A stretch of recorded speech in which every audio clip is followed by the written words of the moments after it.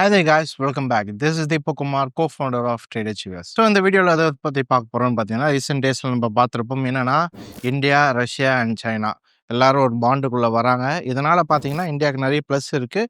இது மட்டும் இல்லாமல் பார்த்தோன்னா, இந்த 3 கண்ட்ரீஸும் நம்ம அமெரிக்காவை ஒதுக்கி வச்சுட்டாங்க அப்படின்ற ஒரு இது இருக்குது. நம்ம என்ன பண்ணலாம், ஃபர்ஸ்ட்லேருந்து பார்த்தலாம், ஏன் இந்த இப்போ நடக்கிற விஷயத்துக்கு ஏன் நம்ம இப்போ வந்தோம், இதுக்கான ரீசன் என்னென்ன இருந்துச்சு, இது மட்டும் இல்லாமல் இந்த ஜாயின்னால் என்னென்ன செக்டார்ஸ்லாம் ப்ளஸ் இருக்குது அப்படின்றத ஒன்று ஒன்றா டீட்டெயிலாக பார்த்தலாம். ஃபஸ்ட்டு இந்த ஜாயினுக்கு ஃபஸ்ட்டு காரணமாக இருந்தது, நம்ம பார்த்தப்போ ரஷ்யன் ஆயில். நம்ம என்ன பண்ணியிருக்கோம், ரஷ்யா கிட்டேருந்து ஆயில் வாங்கிட்டு இருக்கோம். எவ்வளோ வாங்குறோம் அப்படின்னா, ரஷ்யா வந்து எவ்வளோ எக்ஸ்போர்ட் பண்ணுதோ அதில் 35% கிட்ட நம்ம தான் ஆயில் வாங்குறோம். ஏன் ஃபஸ்ட்டு நம்ம ரஷ்யன் ஆயில் வாங்கணும்? ஃபஸ்ட்டு பார்த்தீங்கன்னா ஃப்ரெண்ட்ஷிப். ரஷ்யாவுக்கும் நம்ம இந்தியாவுக்கும் பார்த்தீங்கன்னா பல வருஷமாக நல்ல ஒரு ஃப்ரெண்ட்ஷிப் இருக்குது. இது மட்டும் இல்லாமல் ஃப்ரெண்ட்ஷிப்னால ஆயில் வாங்கணும்னு கிடையாது, டிஸ்கவுண்டில் கிடைச்சிருக்கு. நம்மளுக்கு ஆயில் என்ன பண்ணுறாங்கன்னா, ரஷ்யா வந்து டிஸ்கவுண்டட் ப்ரைஸில் தராங்க. எவ்வளோ தராங்கன்னா, ஃபஸ்ட்டு அப்பப்போ கொடுக்கும்போது 2022 கொடுக்கும்போது $22-30 பர் பேரல் வந்து கம்மி பண்ணி கொடுத்தாங்க. இப்போ வந்து கொஞ்சம் கம்மியாச்சு. திருப்பியும் என்ன பண்ணுறாங்கன்னா, இன்க்ரீஸ் பண்ணணும் அப்படின்ற மாதிரி பேசியிருக்காங்க. எந்த ஆயில் கம்மி பண்ணி வாங்கினதுனால எவ்வளோ நம்ம சேவ் பண்ணியிருக்கோம்னா, 1.3 லேக் க்ரோர்ஸ் கிட்ட வந்து நம்ம சேவ் பண்ணியிருக்கோம். ரஷ்யா கிட்டேருந்து நம்ம ஆயில் வாங்குறத எவ்வளோ நம்ம சேவ் பண்ணியிருக்கோம், 1.3 லேக் க்ரோர்ஸ் கிட்ட வந்துட்டு நம்ம ஆயிலில் வந்து ரேட்டு கம்மியாக கொடுத்ததுனால சேவ் பண்ணியிருக்கோம். அதனால் நம்மளுக்கு என்னென்னா, ரஷ்யன் ஆயில் வாங்குறது ஒரு ப்ளஸ்ஸு தான். என்னென்னா, நம்மளுக்கு ப்ளஸ்ஸானு கேட்டிங்கன்னா, இன்னொன்று நம்மளுக்கு ப்ளஸ் கிடையாது. ஏன்னா இந்த ஆயிலை டிஸ்கவுண்ட்டில் வாங்குறது யாருக்கு ப்ளஸ்னால், இந்த ஆயில் ரிஃபைன் பண்ணுவாங்க. என்னென்னா, க்ரூட் ஆயில் வர்றதை ஸ்ட்ரெயிட்டாக வந்து அப்படியே பெட்ரோலாக வந்து கொடுக்க முடியாது. க்ரூட் ஆயில் வந்து பெட்ரோலை யூஸ் பண்ண முடியாது ஸ்ட்ரெயிட்டாக. அப்போ க்ரூட் ஆயில் வர்றதை ஃபஸ்ட்டு என்ன மாற்றணும்னா, நம்ம வந்து அதை ரிஃபைன் பண்ணி பெட்ரோலாகவும் டீசலாகவும் ஏர்லைனுக்கான பெட்ரோலாகவும் மாற்றணும். இதை மேஜராக பண்ணுறது, இதனால் இந்த ரஷ்யன் ஆயிலான பெனிஃபிட் ஆகிற கம்பெனிஸ் பார்த்தீங்கன்னா, ரிலையன்ஸ் வந்து ஃபஸ்ட்டில் இருக்குது. செகண்ட் வந்து நயாரான்னு சொல்லுவாங்க. இவங்க ரெண்டுமே ப்ரைவேட் கம்பெனி. ரிலையன்ஸும் நயாராவும் ப்ரைவேட் கம்பெனி. இது மட்டும் இல்லாமல் ஸ்டேட் ஓன்டு கம்பெனிஸ்லாம் இருக்குது. என்னென்னா, நம்ம வந்து ஐஓசி பார்த்துருப்போம், இந்தியன் ஆயில் கார்பரேஷன், நம்ம பிபிசிஎல், இந்த மாதிரி இதெல்லாம் ஸ்டேட் ஓன்டு. இந்த ரஷ்யன் ஆயில்னால பெனிஃபிட் ஆகிறது ரிலையன்ஸு, நயாராவில் பார்த்தீங்கன்னா 49% வந்து ரஷ்யன் கம்பெனி தான் வந்து இது பண்ணி வச்சுருக்காங்க. அது மட்டும் இல்லாமல் ஐஓசி, பிபிசிஎல் இது வந்துட்டு நீங்கள் என்ன பண்ணலாம், நார்மல் இன்வெஸ்ட்மெண்ட் பர்பஸ்க்காக பார்க்குறீங்கன்னா இந்த இது வந்து வாட்ச் பண்ணலாம். நல்லா புரிஞ்சுக்க வேண்டிய விஷயம் என்னென்னா, இப்போ நான் சொல்கிற செக்டார்ஸும், இப்போ நான் சொல்கிற கம்பெனிஸ் எல்லாமே எஜுகேஷன் பர்பஸ்க்காக தான் சொல்கிறேன். என்னென்னா, நீங்கள் அந்த கம்பெனிஸ்லாம் வாட்ச் பண்ணலாம், அனலைசிஸ் பண்ணுங்கள், ஃபண்டமெண்டல்ஸ் பாருங்கள், உங்கள் ஃபினான்ஷியல் அட்வைஸர்கிட்ட கேளுங்க. இன்கேஸ் நல்லா இருக்குன்னா தாராளமாக நீங்கள் என்ன பண்ணிக்கலாம், இன்வெஸ்ட் பண்ணிக்கலாம். நான் இப்போ சொல்கிறது எல்லாமே எஜுகேஷன் பர்பஸ்க்காக தான். அப்போ மெயினாக பெனிஃபேக்டரி யாருன்னு பார்த்தீங்கன்னா, ரிலையன்ஸ் தான் வந்து மெயினாக வந்து இது பண்ணுறாங்க, பெனிஃபேக்சராக இருக்காங்க. சரி, இப்போது இதனால் எவ்வளோ 1.3 லேக்ஸ் சேவ் பண்ணியிருக்காங்க. அப்போ நம்ம என்ன யோசிப்போம்னா, சரி இவங்களுக்கு அப்போ கம்மியாக தானே வந்திருக்கு, இவங்க பெட்ரோல் கம்மியாக விற்கலாமே அப்படின்ற மாதிரி யோசிக்கலாம். இப்போ நீங்கள் ரிலையன்ஸ் எடுத்திங்கன்னா, இப்போ நம்மளுக்கு 10 மில்லியன் பேரல் வந்து லோக்கலில் விற்கிறாங்கன்னு வச்சுக்கோங்களேன். அவங்க மேஜராக 20 மில்லியன் பேரல் வந்து என்ன பண்ணுறாங்க, எக்ஸ்போர்ட் பண்ணுறாங்க. இப்போது இது வந்து டொமஸ்டிக்காக வருதுன்னா, $10 மில்லியன் டொமஸ்டிக்காக, 10 மில்லியன் பேரல் டொமஸ்டிக்காக அவங்க வந்து கொடுக்குறாங்கன்னா, எக்ஸ்போர்ட் பண்ணுறது, இன்டர்நேஷ்னல் எக்ஸ்போர்ட் பண்ணுறது பார்த்திங்கன்னா, அதுலேருந்து 2-3 மடங்கு இருக்குது. அதனால் என்ன ஆகுதுன்னா, நம்மளுக்கு கம்மியாக தான் வருது. ரிலையன்ஸ் ரிஃபைன் பண்ணி நம்ம இந்தியாவுக்குள்ளே வர்றது பார்த்திங்கன்னா கம்மியாக தான் வருது. அதனால் பெட்ரோல் விலைன்றது கம்மியாகுமான்னு கேட்டிங்கன்னா, கம்மியாகிறதுக்கான சான்சஸ் கிடையாது. அப்படியே கம்மி பண்ணாலும் ரூ. 1 ரூ. 2 கம்மி பண்ணுறதுல எந்த யூஸுமே கிடையாது. நல்லா புரிஞ்சுக்கணும். என்னன்னா, நம்ம வந்து கம்மியாகணும் ஆசைப்படுறோம். ஆனால் ரூ. 1 கம்மியாச்சுன்னா எந்த யூஸுமே கிடையாது. இப்போ நீங்கள் பெட்ரோல் போடுறீங்க, மாதம் வந்து ரூ. 2000 போடுறீங்கன்னா 20 லிட்டர் போடும். இல்லை மாதம் ரூ. 5000 போடுறீங்கன்னா நீங்கள் என்ன பண்ணுவீங்க, 50 லிட்டர் போடுவீங்க. ரூ. 1 கம்மி பண்ணாங்கன்னா 50 லிட்டருக்கு நீங்கள் மாதத்துக்கு ரூ. 50 தான் சேவ் பண்ணணும். அதனால் அந்த ரூ. 50 நம்மளுக்கு பெரிய ப்ளஸ் இருக்கானா கிடையாது. நம்மளுக்கு ரூ. 10-20 கம்மியானால் தான் நம்மளுக்கு நல்ல பெனிஃபிட் இருக்கும். ஆனால் ரூ. 10-20 கம்மி பண்ணுவாங்களான்னு கேட்டிங்கன்னா, பண்ணுறதுக்கான சான்சஸ் கிடையாது. சரி, ஓகே. இது வாங்குறதுனால ட்ரம்ப் ஏன் நம்மளுக்கு டேரிஃப் போடுறாரு அப்படின்னு கேட்டிங்கன்னா, ஃபர்ஸ்ட் நம்ம புரிஞ்சிக்க வேண்டிய விஷயம் என்னென்னா, இப்போ ரிலையன்ஸ் என்ன பண்ணுறாங்கன்னா, ரஷ்யா இருந்து ஆயில் வாங்குறாங்க. அது எந்த கம்பெனியில் வாங்குறான்னு பார்த்தீங்கன்னா, ராஸ்நெஃப்ட்னு சொல்லுவாங்க. அந்த கம்பெனி பேர் என்னன்னு பார்த்தீங்கன்னா, ராஸ்நெஃப்ட். இவங்க தான் என்ன பண்ணுறாங்க, ராஸ்நெஃப்ட் தான் அவங்க ஆயில வந்துட்டு ரஷ்யன்ல இருக்க ஆயில வந்து யாருக்கு விற்கிறாங்க? ரிலையன்ஸ்ல விற்கிறாங்க. இது மட்டும் இல்லாம இந்த ராஸ்நெஃப்ட்ன்ற கம்பெனி நயாரால பார்த்தீங்கன்னா 49% வந்து ஸ்டேக் வச்சிருக்காங்க. இப்போ இந்த ராஸ்நெஃப்ட் வந்துட்டு என்ன சொல்றாங்கன்னா, ஆயிலும் விற்கிறாங்க. இது மட்டும் இல்ல நயாரால இருக்க ஸ்டேக்கும் வேணுமா? அப்படின்ற மாரியும் கேட்டிருக்காங்க ரிலையன்ஸ் கிட்ட.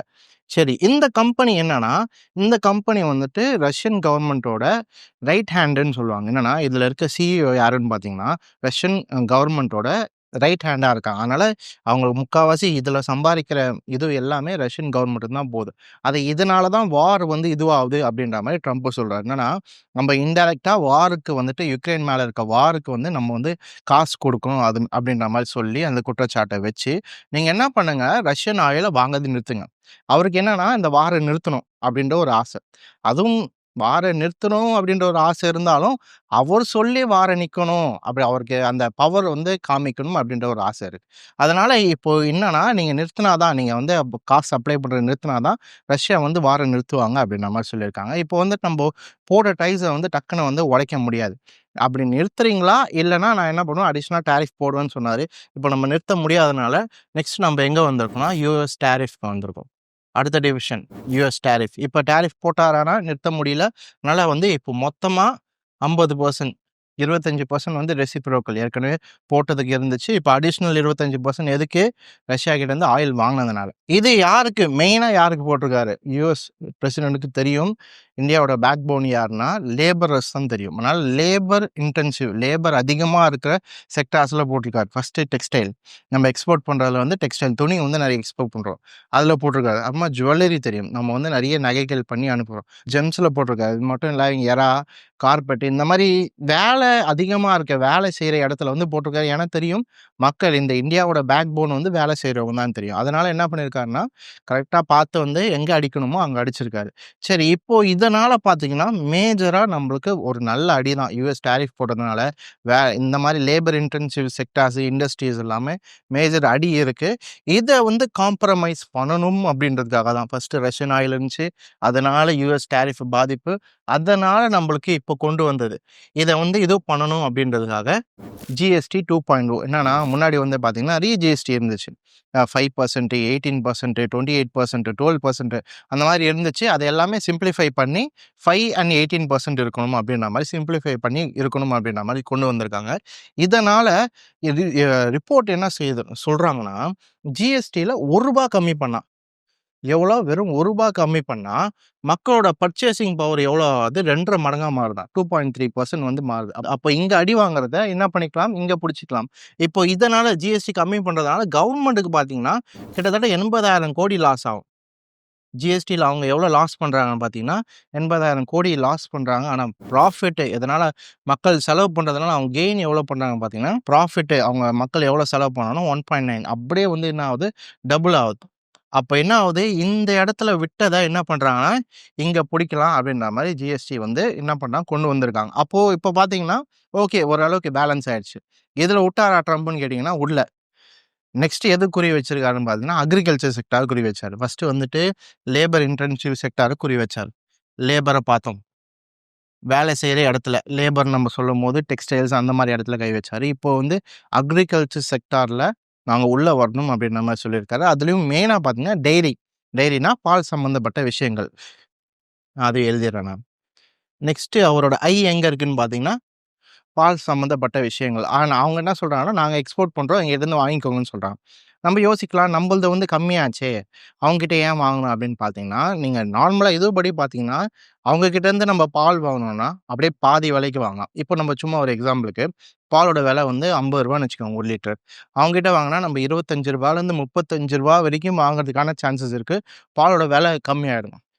அப்ப இது நல்லது தானே அப்படின்னு யோசிச்சீங்கன்னா, கடைசியில யார் அடி வாங்குவாங்கன்னா, ஃபார்மர்ஸ் அடி வாங்குவாங்க. 7,00,00,000 ஃபார்மர்ஸோட வாழ்வாதாரமே எதுல இருக்குன்னா, அவங்க குடுக்குற டெய்ரி அந்த ப்ராடக்ட்ஸ்ல தான் இருக்கு. டெய்லியும் அவங்க மாடுகிட்டேருந்து கறந்து குடுக்குற பால்ல தான் இருக்கு. அப்போ எல்லாரும் என்ன பண்ணுவாங்க, பயங்கரமா அடி வாங்குவாங்க. இப்போ இந்த இடத்துல ஒரு டவுட் இருக்குன்னா, எப்படி அவங்க இவ்வளோ கம்மியா குடுக்க முடியுது அப்படின்னு யோசிச்சீங்கன்னா, யுஎஸ் வந்து பார்த்தீங்கன்னா, இப்போ நம்ப ஊர் ஃபார்மர்ஸ்ன்னு சொல்லும்போது, நம்ம என்ன பண்ணுவோம், ஒரு சின்ன பண்ணை யோசிப்போம், 2 மாடு யோசிப்போம், அந்த மாரி தான் யோசிப்போம். ஆனா அவங்க ஊர் பண்ணை நம்ப சொல்லும்போது ஆயிரக்கணக்கான மாடுங்க இருக்கும். ஆயிரக்கணக்கான லேண்ட் இருக்கும். ஏன்னா, மக்கள் தொகை கம்மி. அவங்க லேண்ட் பரப்பு வந்து அதிகம். ஃபர்ஸ்ட் விஷயம். செகண்ட் விஷயம் என்னன்னா, அவங்க வச்சிருக்க அக்ரிகல்ச்சருக்கும், அவங்க வச்சிருக்க டைரிக்கும் கவர்மெண்ட் என்ன பண்ணுதுன்னா, அவங்களுக்கு காசு குடுக்குறாங்க. அவங்களுக்கு வந்து சப்சிடைசேஷன் சொல்லுவாங்க. அதில வந்து காசு குடுத்து அவங்கள வளர்க்க வைக்கிறதுலேருந்து, அவங்கள டிஸ்கவுண்ட் பண்றதுலேருந்து எல்லாமே யார் பண்றாங்கன்னு பார்த்தீங்கன்னா, கவர்மெண்ட் பண்ணுது. இது வந்து செகண்ட் விஷயம். 3வது விஷயம், ஹைபிரிட் வந்து கொஞ்சம் அதிகம். என்னன்னா, நம்ப குடுக்குற இதுல வந்துட்டு நெறைய ஹைபிரிட்ஸ் வந்து எங்க இருக்குன்னு பார்த்தீங்கன்னா, அமெரிக்கால இருக்கு. அதனால என்ன பண்ண முடியும்னா, நம்ப புல்லு குடுக்குறோம்னா, அவங்களால கொஞ்சம் ஹைபிரிட் பண்ணி கொஞ்சம் நெறைய விளைச்சல் வந்து அதுக்கான போஷாக்க அவங்களால குடுக்க முடியுது. 3வது விஷயம். 4வது மாடுங்களுக்கும் நெறைய இன்ஜெக்ஷன் இந்த மாரி போடுறதுனால, நம்ப ஊர்ல வந்து வருஷத்துக்கு 2000 லிட்டர் வருதுன்னா, அங்க ஒரு மாடே வருஷத்துக்கு 10,000 லிட்டர் தருது. நம்ம ஊர்ல பார்த்தா மாடு கம்மி. ஆனா, மாடு குடுக்குற பாலும் கம்மி. ஆனா, அவங்க ஊர்ல பார்த்தீங்கன்னா, மாடு அதிகமா இருக்கு. அது குடுக்குற பாலும் வந்து 10,000 லிட்டர் கிட்ட குடுக்கும். அப்ப என்ன ஆகுதுன்னா, அவங்க எக்ஸ்போர்ட் பண்ணும்போது சீப் ரேட்ல வந்து நம்மளுக்கு என்ன பண்ணலாம், குடுக்கலாம். ஏன்னா, அவ்ளோ இருக்கு. நம்ம டைரி ப்ராடக்ட்ஸ்ன்னு சொல்லும்போது வெறும் பால் மட்டும் கிடையாது. சீஸு, பட்டர் இது எல்லாமே சேர்ந்து வரும். அப்ப என்ன பண்ண முடியுதுன்னா, இன்கேஸ் அவங்க டேப் பண்ணாங்கன்னா, நம்மளுக்கு சீப்பா கிடைக்கிறதுக்கான இதுவும் இருக்கு. கரெக்ட்டு தான். ஆனா, இதனால ஃபார்மர்ஸ் அடி வாங்குவாங்க. இந்த பால் விக்கிறவங்கலாம் பயங்கரமா அடி வாங்குவாங்க. இதனால என்ன ஆகும்னா, நம்ம எக்கனாமியே பயங்கரமா அமெரிக்கா மேல டிபெண்ட் ஆகுற அளவுக்கு பாலுக்கான நம்ம அமெரிக்கா மேல டிபெண்ட் ஆகுற அளவுக்கும் போறதுக்கான சான்சஸ் இருக்கு. சரி நெக்ஸ்ட் அவரு எதுல கை வச்சிருக்காரு? டைரியில கை வச்சிருக்காரு. இன்னும் அத பத்தி வரல. அத நம்ம ஃபியூச்சர்ல பார்க்கலாம். சரி இந்த செக்டார் ஒண்ணு இருக்கு.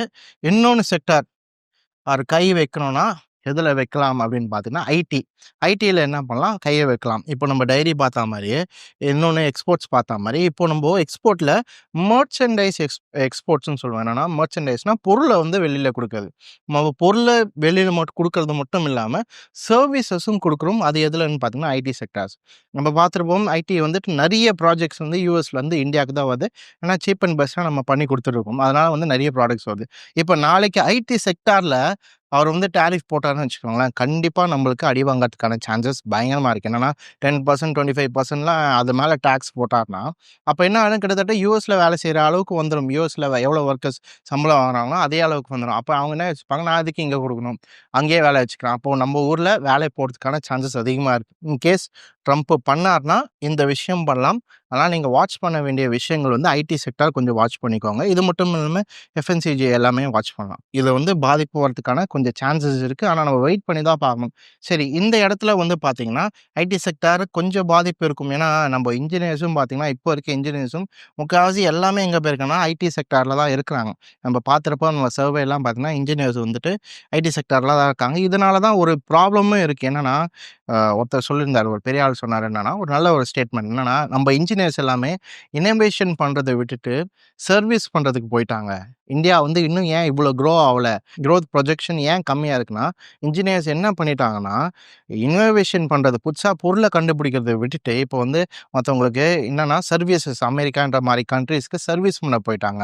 அதனால தான் இன்னோவேஷன் கம்மியாயிடுச்சு. அதனால தான் இப்போ வந்து என்ன ஆச்சுன்னா, நம்மளால ஃபுல் ஃபோர்ஸ்ல வந்து அவங்கள வந்து எதிர்க்க முடியல. இப்ப யுஎஸ்ஸ வந்து நம்ம எதிர்க்கணும்னா தாராளமா எதிர்க்கலாம். ஆனா ஃபுல் ஃபோர்ஸ்ல எதிர்க்க முடியாத ரீசன் என்னன்னா, ஐடி. ஐடி அடி வாங்குனா நெறைய பேர் லோன் வாங்கி வச்சிருக்காங்க. இப்போ ஐடிஸ் சும்மா ஒரு எக்ஸாம்பிள் சொல்றேன். ஐடி அடி வாங்குச்சுன்னா நெறைய பேர் லோன் வாங்கி வச்சிருப்பாங்க. அப்ப அவங்களுக்கு வேலை இல்லன்னா லோன் கட்ட முடியாது. பேங்க் செக்டார்ஸ் அடி வாங்கும். ஐடி அடி வாங்குச்சுன்னா, இந்த சார்ந்து இருக்கிறவங்க இப்போ நீங்க ஸ்விக்கி, ஜொமேட்டோ அந்த மாரி சின்ன சின்ன கடையில இருந்து பெரிய கடை வரைக்கும் எல்லாமே யார நம்பி இருக்காங்கன்னா, ஐடிய நம்பி தான் இருக்காங்க. அதனால கொஞ்சம் பெரிய டேமேஜ் வரதுக்கான சான்சஸ் இருக்கு. ஸோ, அதனால இந்த செக்டார் வாட்ச் பண்ணுங்க. இப்போ இந்தியா என்ன பண்ணியிருக்காங்கன்னா, இந்த மாரி இடத்துலலாம் கொஞ்சம் ப்ராப்ளம் வந்ததுனால, யுஎஸ் கிட்ட ப்ராப்ளம் வந்ததுனால, நெக்ஸ்ட்டு போயிருக்க இடம் வந்து இப்ப ரீசென்ட்டா அவர் வந்து யார பார்த்திருந்தார்ன்னா, ஜப்பான் விசிட் பார்த்திருந்திருப்பீங்க. ஜப்பான போய் விசிட் பண்ணியிருந்தாரு. எதுக்குன்னா, கொஞ்சம் இன்வெஸ்ட்மென்ட் வாங்குறதுக்கும், மத்த விஷயங்களுக்கும். இப்ப ஜப்பான்ல அவங்க மேஜரா பேசின விஷயம் என்னன்னா, டிஃபென்ஸ வந்து அதிகப்படுத்தணும் அப்படின்ற மாரி சொல்லியிருக்காங்க.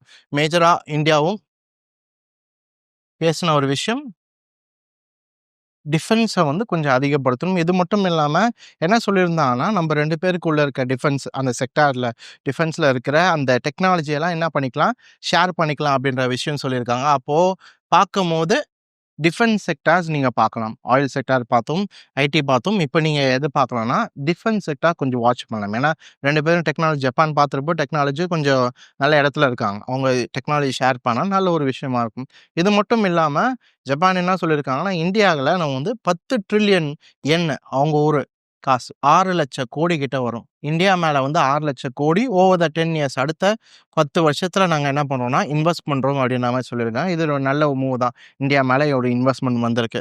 சரி, இது மட்டும் இல்லாம இப்ப நம்ம வந்து சைனாவையும் பார்த்துருக்கோம். சைனாவ பார்க்கறதுக்கான ரீசன் என்னன்னா, முக்கியமா இந்த பார்டர் பிரச்சனை இருக்கு. அதெல்லாம் சால்வ் பண்ணிட்டு, அதே மாரி இன்வெஸ்ட்மென்ட் கொண்டு வரணும். அதே மாரி 2 பேருக்கும் இம்போர்ட் அண்ட் எக்ஸ்போர்ட் வந்துட்டு ரெஸ்யூம் பண்ணணும் அப்படின்றதுக்காக பண்ணிட்டுருக்கோம். இருந்தாலும் முன்னாடி இருந்த அளவுக்கு இல்ல. கொஞ்சம் கம்மியா இருக்கு. இப்ப வந்து சைனா வந்துட்டு என்ன பேச்சுவார்த்தை போயிருக்குன்னா, சைனா வந்துட்டு ஃபெர்டிலைசர்ஸும் மத்த விஷயங்கள்லாம் வந்து நாங்க தரோம் அப்படின்ற மாரி சொல்லியிருக்காங்க. இது ஒரு நல்ல மூவ் தான். என்னன்னா, ஒரு விஷயம் என்னன்னா, யுஎஸ் வந்துட்டு நம்மள டார்கெட் பண்ணிச்சு.